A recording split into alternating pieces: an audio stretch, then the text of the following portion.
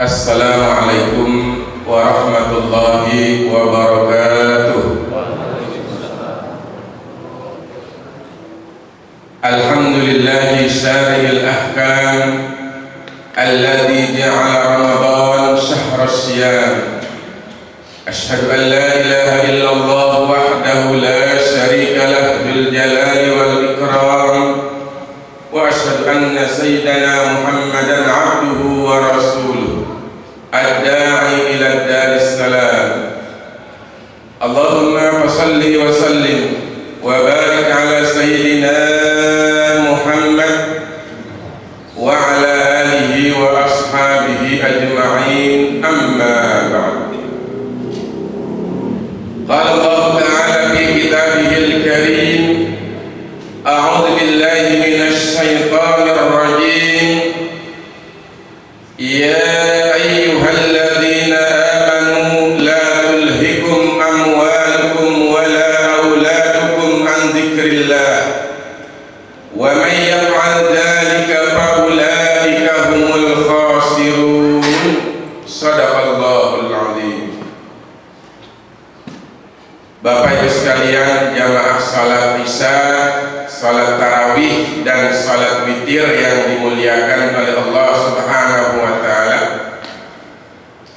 Tema kuliah Ramadan pada malam hari ini tentang kajian surat Al-Munafiqun ayat 9 sampai 11. Ayat 9 surat Al-Munafiqun ini menarik untuk kita kaji. Yang pertama, ayat ini didahului dengan panggilan kepada orang-orang yang beriman. Ya ayyuhalladzina amanu.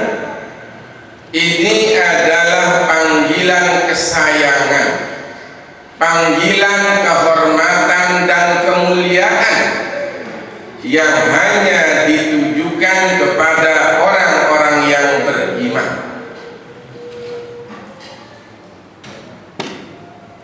Para mufassir mengatakan apabila panggilan itu dikhususkan kepada orang-orang yang beriman, pasti di dalamnya ada perintah yang harus ditaati atau ada larangan yang harus kita hindari, yang kesemuanya itu akan mendatangkan manfaat bagi kehidupan orang-orang yang beriman.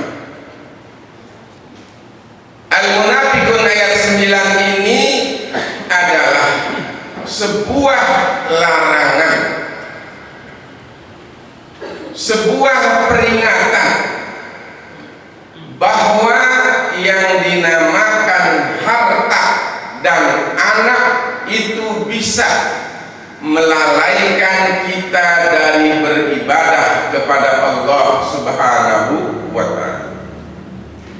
Di dalam surat At-Taghabun lebih jelas lagi bahwa harta dan anak itu adalah ujian. Harta dan anak itu adalah fitnah. Innama amwalukum wa auladukum fitnah. Oleh karena itu kita harus waspada.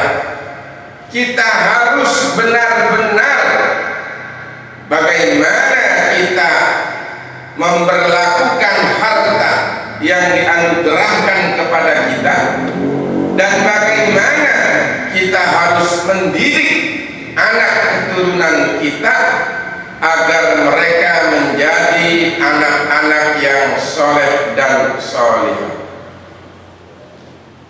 Ayat ini terbukti bahwa banyak orang yang lalai, orang yang tidak taat kepada Allah gara-gara hartanya.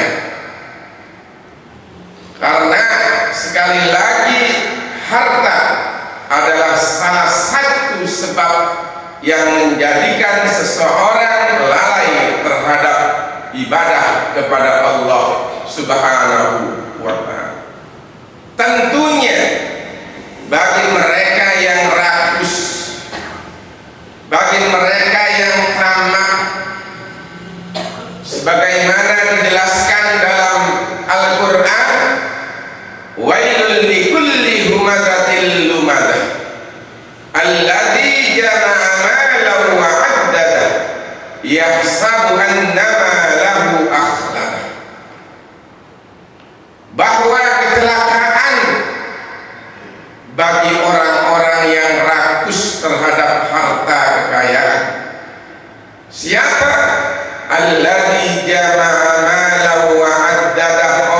yang kerjaannya adalah menumpuk-numpuk harta dan seraya menghitung-hitungnya, sudah berapa mobil saya, sudah berapa kontrakan saya, sudah berapa investasi saya di bank.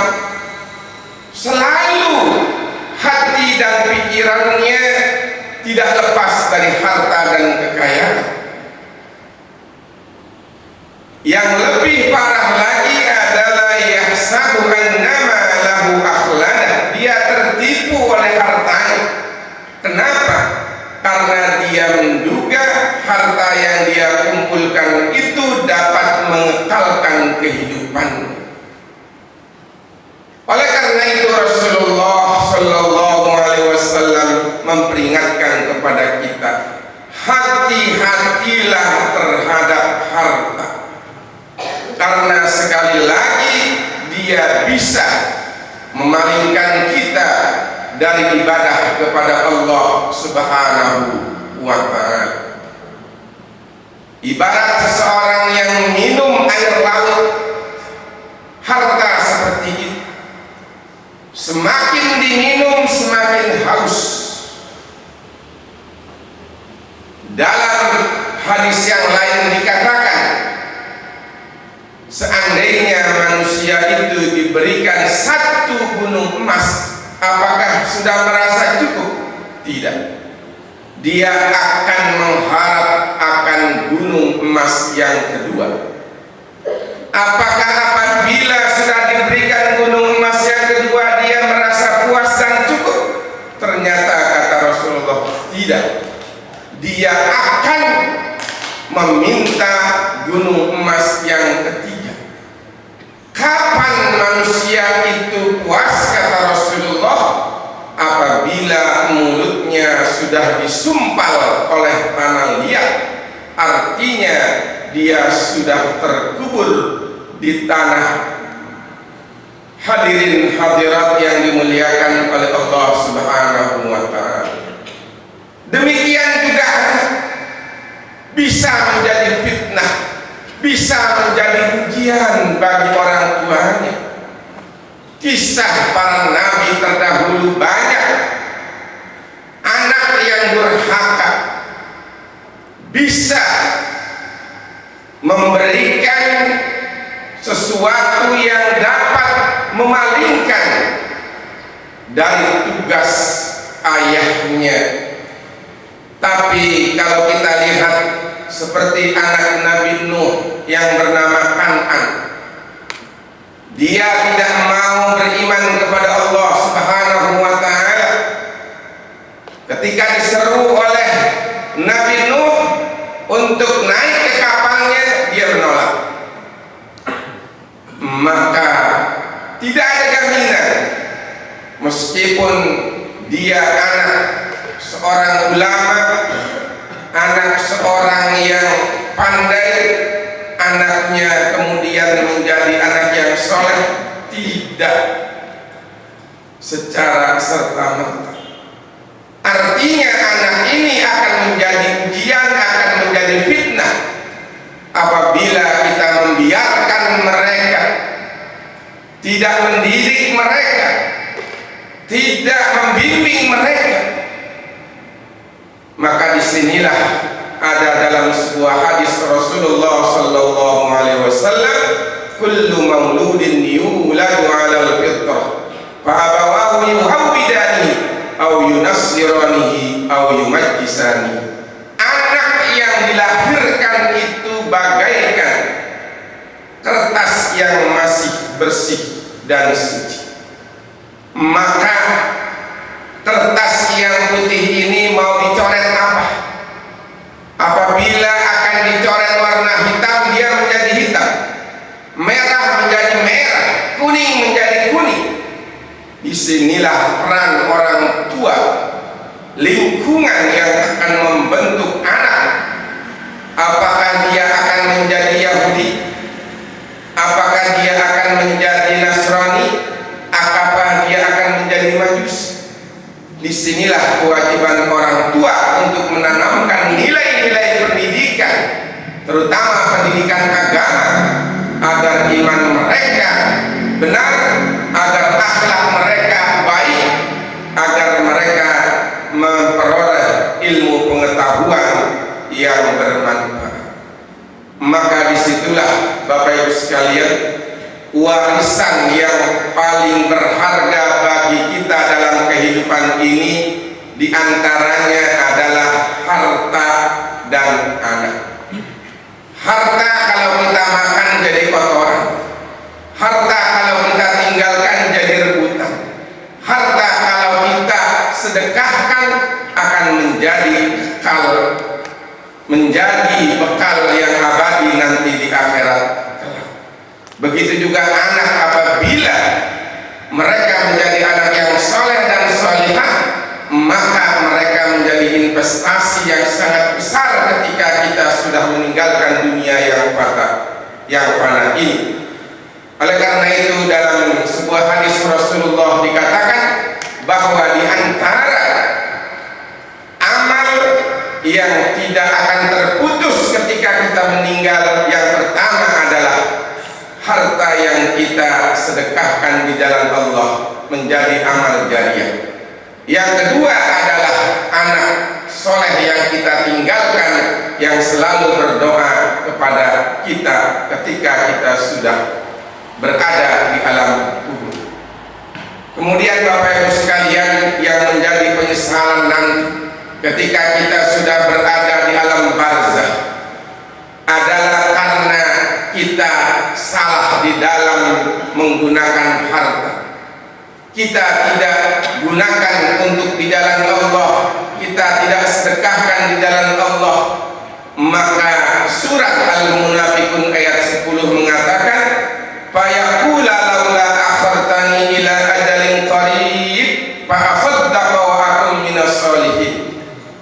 Ya Allah, seandainya aku diberikan kesempatan sebentar lagi ke dunia, niscaya aku akan bersedekah. Para ulama mengatakan, kenapa sedekah? Bukannya dia sholat atau puasa? Ternyata adalah karena harta itulah yang membuat dia lalai dari sholat. Harta itulah yang membuat dia lalai dari beribadah kepada Allah Subhanahu wa ta'ala. Tapi hanya penyesalan. Tidak mungkin kita akan kembali ke dunia yang fana ini meskipun 1 detik saja. Hanya penyesalan dan penyesalan ketika kita meninggalkan harta yang banyak di alam dunia ini, tapi kita tidak bersedekah di jalan Allah Subhanahu wa ta'ala. Sebelum menyesal, maka marilah kita gunakan harta yang masih kita miliki untuk disedekahkan di jalan Allah Subhanahu wa ta'ala. Dan Al-Munafiqun ayat 11-nya adalah bahwa seandainya Allah sudah menentukan ajal kita, kapan saja dan di mana saja, pasti kita akan kembali kepada Allah Subhanahu wa ta'ala. Oleh karena itu, di dalam surat tersebut, dalam ayat tersebut dikatakan, seandainya Allah sudah menentukan ajal seseorang, maka tidak bisa dia menolak, tidak bisa dia untuk menghindar. Pasti kita akan kembali kepada Allah Subhanahu wa ta'ala. Oleh karena itu, karena umur kita ini kita tidak tahu kapan dan di mana, kita tidak tahu di antara kita siapa yang lebih duluan, tapi kematian pasti akan datang. Oleh karena itu, marilah kita jangan mengharap atau berandai-andai umur kita masih 1000 tahun lagi, sebagaimana dalam puisi Khairil Anwar. Kita harus mengatakan bahwa besok mungkin kita akan dipanggil, minggu depan kita mungkin akan dipanggil, bulan depan kita akan dipanggil. kemungkinan-kemungkinan itu pasti mungkin bagi kita. Yang terbaik bagi kita adalah bukan kita harus berani mati, bukan kita harus takut mati. Orang yang berani mati kalau belum waktunya, dia tidak akan mati. Begitu juga orang yang takut mati, seandainya nyawa telah dipanggil oleh Allah, nyawa telah memasuki waktu ajalnya, maka tidak ada yang bisa untuk menolak. Yang terbaik adalah bagaimana kita menyiapkan diri untuk bekal di akhir nanti, untuk bekal di akhirat kelak. Oleh karena itu dalam surat Al-Mulk dikatakan, Tabarakalladzi biyadihil mulku wa huwa ala kulli syai'in qadir, alladzi khalaqal mauta wal hayata liyabluwakum ayyukum ahsanu amala. Bahwa hidup ini given, mati itu given dari Allah Subhanahu wa ta'ala. Yang terbaik adalah siapa di antara kita yang bisa menyiapkan bekal untuk kehidupan setelah mati. Itulah yang harus kita rencanakan, itulah yang harus kita jadikan proyek, agar di akhir hidup ini kita mati dalam keadaan husnul khatimah, dipanggil oleh Allah dengan panggilan yang sangat mulia, ya ayyatuhan nafsul mutmainnah irji'i ila rabbiki radiyatan mardiyah fadkhuli fi ibadi wadkhuli jannati. Wahai jiwa-jiwa yang tenang, yang bahagia, kembalilah engkau ke hadirat Tuhanmu dalam keadaan ridha dan diridhai. Masuklah engkau ke dalam barisan hamba pilihanku dari para nabi, para syuhada, sholihin dan siddiqin. Wahai jiwa-jiwa yang tenang, masuklah engkau ke dalam surgaku yang penuh dengan kenikmatan. Mudah-mudahan bermanfaat. Mohon maaf. Wabillahi taufiq wal hidayah. Wassalamualaikum warahmatullahi wabarakatuh.